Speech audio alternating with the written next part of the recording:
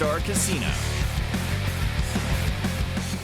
Welcome to another edition of The End Zone. I am Colby Daniels, along with my co-host TJ ECKERT, and from Soonerscoop.com, George STOIA joins us this week. George, we've got a lot of questions for you, a lot of answers that fans are demanding from this Oklahoma football team. What a wild week as we are fresh off the Red River rivalry. Yeah, this is a must-win for Oklahoma and South Carolina. I mean, you look at these two programs right now, both struggling. I think a lot of Oklahoma fans are like, can this team even get to a bowl game? I know South Carolina fans are wondering the same thing. So this is huge. And you've got a lot of controversy. Quarterback, offensive play caller, the injuries, all that stuff. So a huge week for Oklahoma. Good news is that there's a lot of really good insight we can gain from the Sooner Scoop message boards. Yeah. Right? No, not a whole lot of good insight there. No, a lot of angry fans, I would say. Yeah. And understandably so. I mean, the offense is honestly the worst it's been since what? 98? 98, yeah. That was our tease over the weekend, right? Yeah. The OU offense is the worst since, and then fill in the blank. Yeah. And my answer was yes. Yeah, it's the worst Yes. since, whatever you want to call it. It's the fewest points they've scored through 6 games in like 20 years. Yeah. John Blake got brought up a lot. So it's like that's how bad this has gotten right now. Yeah, you don't want to be in the same sentence as John Blake if you're Brent Venables. And so Oklahoma has to find a way. And the thing is, I think there's not a lot of hope. I know a lot of people's maybe faith is shaken in Brent Venables and especially this offensive coaching staff. But you look at this team, I do think there's guys that can make some plays. You know, we'll see what it looks like with Michael Hawkins again this week. I know Brent talked about wanting to give him a bigger body of work. What does that look like? I have no idea. Maybe they get back a Deion Burks. We'll see. But, they have to find something because if not, we're talking about people's jobs on the line, whether it's coaches or even players as starters. And so that's what I'm really interested to see is how does this team respond on offense? Because right now the defense is holding this thing up. They're doing their part. And eventually, though, we've seen it, guys, go back to 2018 where the offense was the side that was producing. The defense broke, and eventually the offense gets frustrated. You don't want that fracture in the locker room, and that's what my concern is now going into the back half of the season. Earlier this week, Brent said that they are pretty efficient, but they're not explosive. And explosive and that not being a part of the Oklahoma offense is mind-blowing, right? I mean, think about the stretch of time that we had where OU was arguably the best offense in the country year after year after year, and it was all based on big explosive plays, both through the air and on the ground. They are 133rd in the country in explosive plays on the season. Only someone named Kennesaw State has less explosive plays than this OU offense. That's mind-blowing. It's crazy, and I think part of the issue is you look out there, and we were discussing this before we got on here, it's like, who's to blame? Like, what's the number one issue? It's everywhere. There's not one particular reason. I think people want to blame Seth Littrell, and at the end of the day, it falls at the feet of the coaches, right? But you look at the injury situation at wide receiver. They don't have a ton of talent out there right now. A lot of freshmen having to play. Zion Kearney was the bright spot a week ago. Tight end position has been awful. Offensive line has been a disaster. Running back, it's like they just don't have a bunch of dudes. Taylor Tatum's got some juice, but he's screwing up basic plays. So it's everywhere. I'm sure we want to get into quarterback stuff. Who knows what that's going to look like in the last 6 games. But that's the problem, Colby, is the explosiveness is not there because no one's executing. It seems like there's a talent problem. And also, it doesn't seem like the scheme itself is working right now. I think I heard some of the guys from OSU say earlier this week that they've only been one guy away on most plays, right? Like 10 of 11 guys are doing their job. One guy messes up and there's a bust. I think there are about 6 guys away for OU. It's like there's always 3 or 4 different guys that are making the wrong play or going the wrong direction or making the wrong read from a quarterback perspective. I don't know where you go at the QB position. You just brought that up because both these guys don't really have a ton of experience, and the experience they've gotten this year has been pretty bad. Yeah, it's Jackson obviously had the turnovers issue, early in the season, and I still think it was the right choice to pull him in the Tennessee game because of the way that game was going. And you saw some life from a guy like Michael Hawkins, but then he looks like he's kind of regressed. Like he's played kind of timid. I don't know if that's a coaching situation where they say, hey, you got to hold on to the football, just don't turn it over. But when you're playing a team like Texas, #1 team in the country, you got to have some aggressiveness to throw the ball down the field. You heard Brent this week, there's plays to be made. And so that's why it's like I think that this game is going to tell us who's Oklahoma's quarterback for not only the rest of this season, but eventually they have to pick one for the future. Otherwise, you risk losing both guys in the transfer portal. You risk losing both guys. The way that this game plays out ultimately is going to, I think, give one of those two guys a really bad feeling about the remainder of the season. You always need two. You're always one play away from having to go to somebody else. Now, luckily, they do have a veteran in Casey Thompson that's still in that room should one of these guys ultimately check out. But it's a wild scenario, especially when you consider the redshirt situation for Jackson in play, where he looks at, if I'm not going to play here, don't play me at all and give me another opportunity to have that extra year of eligibility. And you're seeing that across college football. It's not just at Oklahoma. Guys are making that decision across the country. And so that's why it's really interesting. Does Jackson want to go into the game? I believe he does. Brent heard it. He said it this week. He wants to be the starter at the University of Oklahoma. He wants to play. So I think if it came to that situation, obviously he would go in the game. But let's say Michael goes out and plays well this week. Oklahoma wins. What does the future hold for a guy like Jackson Arnold? Because I do think that after this weekend, they have to just make a choice and say, this is our guy moving forward. This is who we want to be the guy with whoever the offensive staff is next year. And, the other guys is unfortunately probably going to be somewhere else next year. I'm not a big fire a guy mid-season type person. Firing Seth Littrell right now, what does that solve? Like, what does that do for your offense? It makes the message board the happy. thirst for blood, right? Right, that's all it does. It makes the people on Sooner Scoop happy. But I agree with you, TJ. Someone needs to pay. Yeah, I mean, it's one of those things that, look, it's a domino effect. You fire Seth Littrell in the middle of the season, then all of a sudden the offensive assistants go, do I have a job next year? Right. And if those guys are saying that, then the recruits that are committed to you say, do I have a spot on this recruiting class? And so it's a domino effect. I don't think it does any good. I also think that, look, do I think Seth Littrell's done a great job? No. But do I think he's been dealt a pretty bad hand in a lot of ways? I do. And so I think that you have to see how these last 6 games, play out. Can he fix it?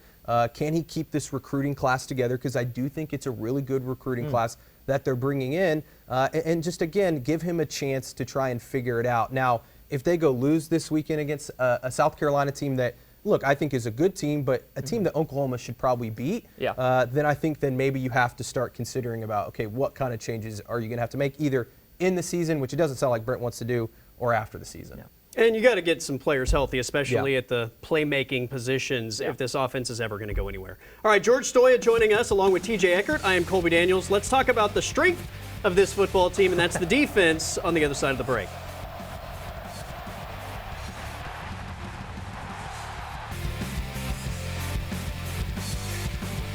Welcome back. George STOIA with Soonerscoop.com is our guest, along with TJ Eckert. I'm Colby Daniels.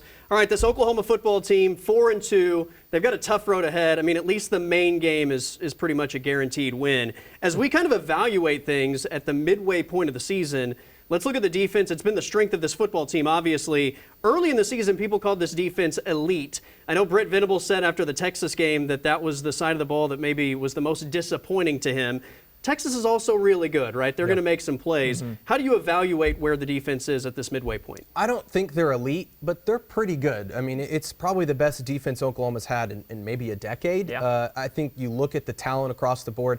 The defensive line has been surprisingly, I think, maybe their best unit. That front seven, you add in the linebackers there. Danny Stutzman playing at a really high level. But I really like what you've seen from the guys on the edge. R. Mason Thomas, Ethan Downs had a good sack. I think it was the first play of the game this last week. But I think they've been good. They've given up some big plays in the passing game down the field. You saw Eli Bowen was a huge bright spot for this defense. I think he's going to play more, but I really like what I've seen from the Oklahoma defense so far. They've been physical for the most part. There were some open field tackling issues last week against Texas. That's going to happen. They have really good athletes.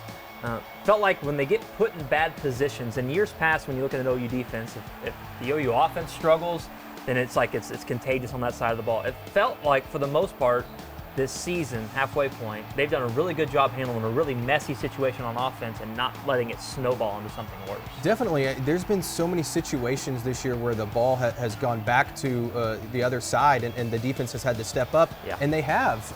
You think back obviously to the Auburn game, but even in moments in this Texas game where Oklahoma wasn't able to move the ball, and Oklahoma's defense kind of kept them in there. Now they gave up some big plays, and that's my biggest concern with this group. I think they're really good, and I think they're really talented. but how long can they keep this up? Sure. You know, how long can they continue to get the stops that they're getting, continue to get the big turnovers, which I think they're top 10 in the country in turnovers created this season, which, you know, South Carolina has turned the ball over more than any team in the country, I believe, coming into this game. So that's a huge plus, but I just worry, can they physically hold up the whole season? And look, when you play good teams, they're going to get theirs as well, right? Sure. We all watched that Georgia-Alabama game a few weeks ago. Those are two good defenses, and what was the final score of that? 40-something to 40-something, right? Like, good players are going to make good plays, and I think the Oklahoma defense did as much as you could possibly ask to give themselves a chance to win last Saturday. And this is an offense against South Carolina where it's a really good rushing attack, but I expect, again, a solid performance. Yeah, OU's been really good against the run this year. That's probably been the strength of this defense so far. So I'm looking forward to see this defensive line against South Carolina's offensive line. They've got some talented guys, some young guys on that South Carolina offensive line, but Jaden Jackson, Dominic Williams, those two guys have been really good. DJ Terry, Grayson Halton has been a really good surprise. And then on the edge, I think that Caden Woolard, the stats don't back it up, but he's been playing really good football the last couple of weeks. So I think Oklahoma's going to find some success against South Carolina, stopping them. It's just, can they create some big turnovers to help that offense on the other side? It was funny listening to a South Carolina reporter talk about the Gamecock offense, and they have a redshirt freshman quarterback going through some growing pains. They said he's dynamic, he's athletic, but he makes mistakes and he turns the ball over a lot. I was like, man, that sounds awfully familiar with what we're dealing with here in Norman right now, doesn't it? Oh, yeah, it's the exact same. It's like the Spider-Man meme where they're both pointing at each other. Like, that's these two teams right now. It's really, I think, going to come down to who can create some big turnovers. Special teams is going to be a huge part in this. I'm interested to see who's the kicker for Oklahoma. Can they create a big return in Peyton Bowen maybe getting loose or somebody like that? So, yeah, I mean, I think defensively Oklahoma should be able to create some chaos against South Carolina, make Sellers, you know, into some bad throws or fumbles. I know he's had a problem with fumbling the football. So I think this could be a big game for that Oklahoma defensive line. All right, let's get out of this defensive-minded place we're in, and let's attempt to move the chains on the other side of the break. George STOIA is with us. I'm Colby Daniels. That's TJ Eckert. This is The End Zone.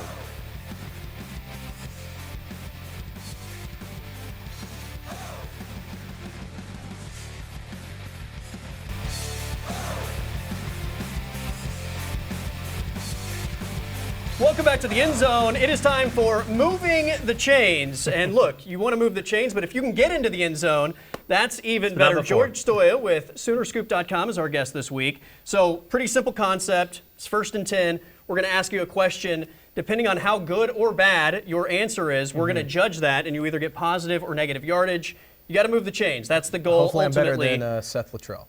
Okay. Oh, there we go. There we go. You know what? We have some pre-snap motion already. This play looks like it has some promise. Nice, all right. good, okay. Question number 1. With either describing a specific movie scene or a movie quote, describe the OU season so far. All right. I think that it's just been okay so far. Matthew McConaughey, Dazed and Confused, one of my favorite movies. Because again, like, I don't think it's been great. I don't think it's been horrible either. I think there's been some, you know, obviously some struggles offensively, but you look at the defensive side of the ball, I think it says, okay, they've just been okay this season. All right. True professional there. That would have been a tough one to stumble over. He did not. So let's give him 6 yards there. That was good. I like that. You said I'm generous. That was a good answer. I kind of enjoyed that one. So, okay, 2nd and 4 now. TJ gets George. older, they stay the same age. Oh, man. 2nd and 4. Let's move on.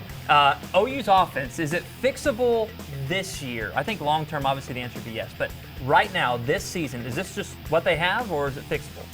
It can't get any worse, right? I think so. Is it fixable? I think so. I think in a way that it's, you know, it can become average, right? I think it can get there. Now, do I think it will? No, I have no faith that it will. But I do think that there's plays to be made. You know, look, if you can get a Deion Burks back, that obviously helps open up the offense a little bit. I think they're going to get Jalil Farouk back at the end of the season, maybe a Nick Anderson. You get some of those guys back, then heck, maybe they do start moving the ball a little bit. But is it going to get fixed? I don't think so. Is it fixable? Yeah, I think so. Okay.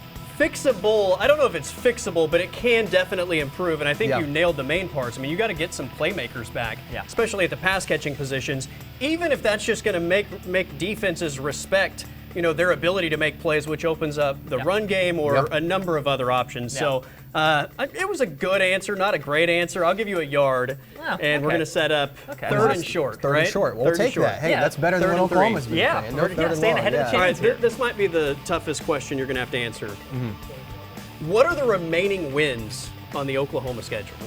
Maine, South Carolina, and that's it. I think those are the only two they've got left. Look, I think that this schedule is increasingly hard. I know Brent said this week that he feels like there's not a game on their schedule they can't win. That's what he's supposed to say, right? But when I look at it, I think Missouri, look, they're not as good as people thought, but that's going to be a really tough game to win on the road.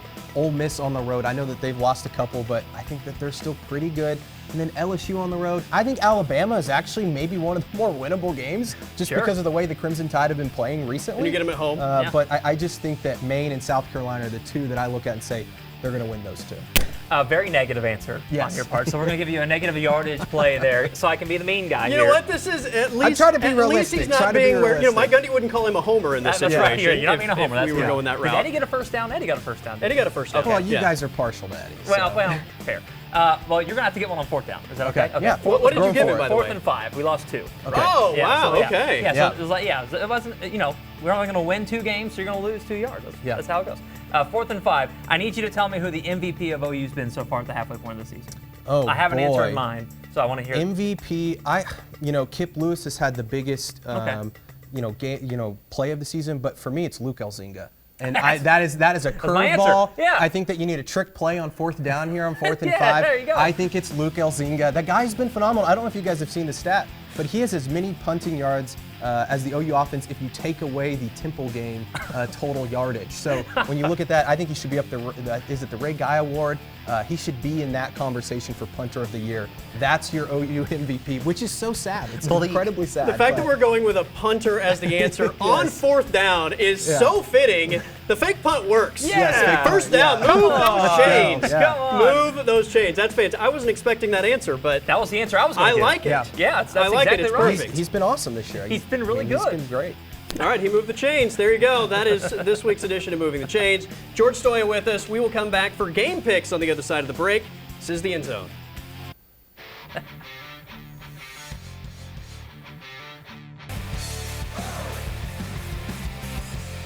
As we wrap up this edition of the End Zone, before we make game picks, let's take a look at last week's standings.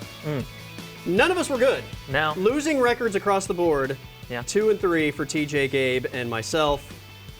But Vegas the overall standings, TJ, it's well, pretty dominant lead I've got there. I feel like we don't need to keep showing this one. We know who's winning. Well, we have to update it every week. Oh, that's I mean, fair. I guess the math has to check that's out. How That's it goes. fair. Well, Vegas always wins. That's what we're going to get to. That's right. And, we'll see if they win this week. All right, let's make game picks for the week. Nebraska at Indiana, 5-1, 6-0. Maybe 2 of the bigger surprises, TJ. Yeah, I think Indiana hadn't played a soul yet, and Nebraska's played pretty good so far with Matt Rule. I don't know if they win, but I don't think they lose by a touchdown, so I'll take the point. I'm taking Nebraska straight up. I think Indiana is fraudulent. They haven't played anybody. I do really like their head coach. He's been great, Yes. but I think Nebraska's pretty good this year. Indiana's quarterback is a dude, but I do think they've probably overachieved to this point. I like the points. I don't know who wins, but give me the touchdown, and I'll take Nebraska in the points. All right, game number 2, Alabama at Tennessee. This is 2.5 points for the home team Vols. I don't know. Neither of these teams are impressing me right now, but I think the fact the game's in Knoxville lends me to think that Tennessee finds a way to win this one, so I'll take the Vols. I'm also taking Tennessee, and again, I'm taking them straight up. I think that, look, they haven't played well recently, but I do think this Alabama defense has been very vulnerable, Agreed. and I think Tennessee's going to take advantage of that. I know their offense hasn't been great, but I like Josh Heupel and the Vols. Both teams struggling a little bit. I do like Alabama's ceiling above Tennessee's ceiling, so I'll take the Crimson Tide. Another really tight one in the SEC, LSU at Arkansas, and the home team here also getting 2.5 points. Quarterback situation is a little bothersome there for Arkansas. I think if he was fully healthy, I would have leaned towards the Razorbacks, but I think LSU ends up winning this one. Yeah, I like LSU too. I think that they're playing really well right now. Go Tigers, LSU for me. All right, the big game of the weekend, Georgia +5 at Texas. Seems like way too many points. I don't know if Georgia wins, but surely it stays within a field goal, so I'll take the Dogs. I also love Georgia in this game. I just am not I think Texas is really, really good. Yeah. I just think Georgia might be the best team in the country. I think Texas wins, but I certainly am not going to give Georgia 5 points against anybody in the country. And finally, 11:45 kick on the SEC Network, OU hosting South Carolina. OU because they have to. They have to. South Carolina has to too, but I'm also taking OU. I think they get it figured out this week. South Carolina's defensive front, I think, could be a big problem for either quarterback.